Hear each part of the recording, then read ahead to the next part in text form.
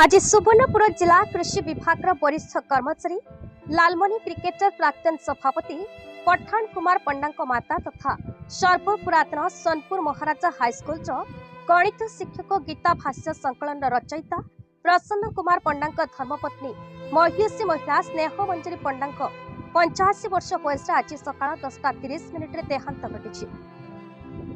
यह खबर सोनपुर अंचल शोकर छाया खेली अपराह गग्नेश्वर श्मशान घाट में स्वर्गीय पंडा अंतिम संस्कार करा।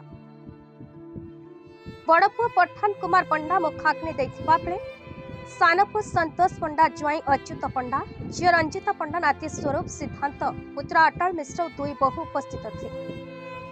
समाजसेवी श्रीवत्स मल्लिक मनोरंजन त्रिपाठी मनोज पंडा रामशंकर साहू शुभ्रांशु मिश्र कमलाकांत साहू सांबादिक महादेव मल्लिक सुशांत साहू सुशांत पंडा रंजन बारी कृषि विभाग कर्मचारी वरिष्ठ नागरिक संघ लालमनी क्रिकेट एसोसिएशन स्वच्छ भारत बापूजी क्लब सांबादिक संघ विभिन्न क्रीड़ा और सामाजिक अनुष्ठान कर्मकर्ता शव संस्कार कार्य जोगदे स्वर्गीय पंडा अंतिम दर्शन कर स्वर्गीय आत्मार शांति सद्गति कामना करते।